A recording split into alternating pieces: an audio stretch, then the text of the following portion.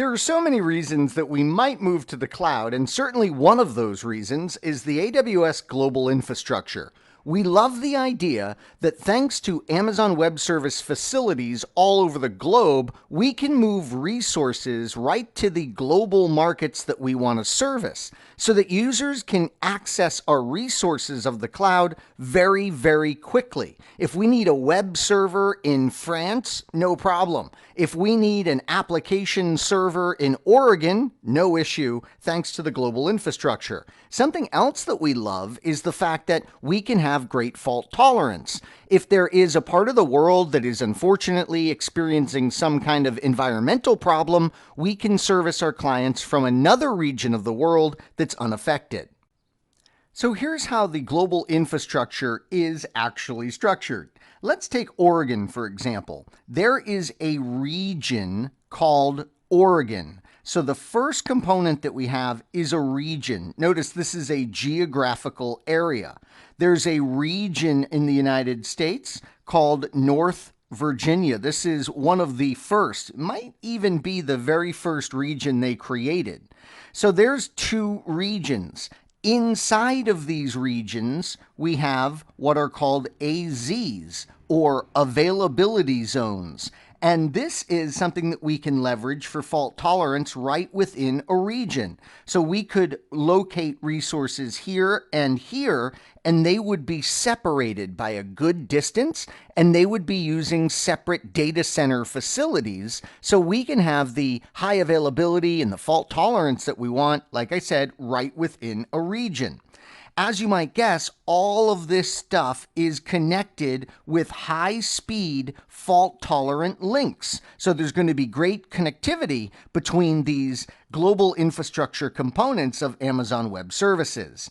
Now, something else that we have, in addition to regions and availability zones, is we have edge locations. So let me label that edge locations. And what these are for is these are for delivering content out to the users that are near that region, or they could be all the way across the globe, but ideally they're fairly close to that region. It's for delivering content to them at a very high speed.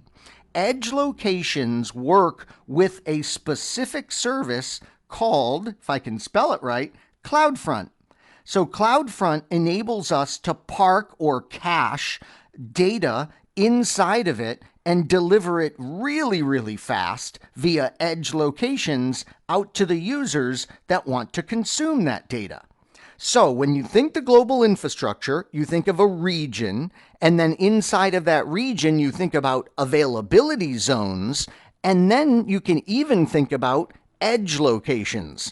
You don't have to use edge locations. This would be considered an optional add-on for your use of the global infrastructure along with CloudFront. But these are the three main components: the region, the AZ, and the edge location. If you're interested in certification, you would need to know what each of those components is.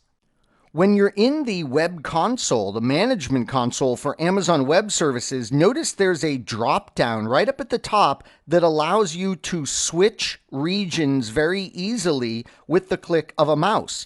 And when you are building your services inside of Amazon Web Services, so let me go into the EC2 service, and let's pretend that we're going to launch an instance, and we'll just choose this Amazon Linux instance type, and then go and choose the T2 micro type and say we want to configure the instance details. Notice that one of the things that we're able to do is place this resource in a particular subnet, and that subnet is going to be located in a certain availability zone. So right here I have subnet BF401DD6, and notice it is in an availability zone called US East 2A.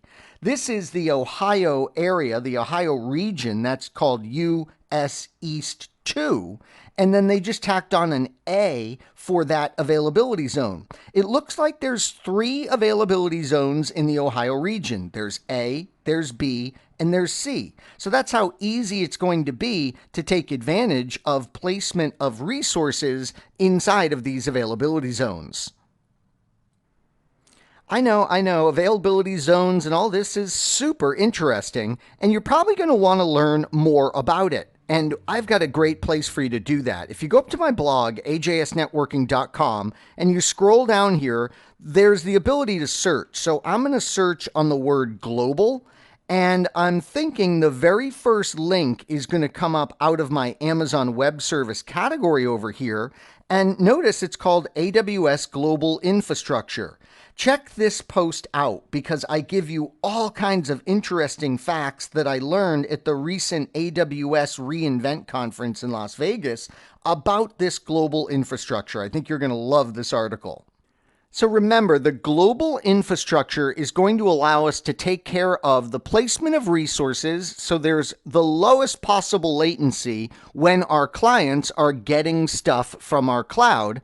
And then the other thing we love about it is the redundancy that we get, the fault tolerance that we get, the ability to locate resources that are geographically separate from each other as an additional protection mechanism. I hope you found this nugget informative, and I'd like to thank you for viewing.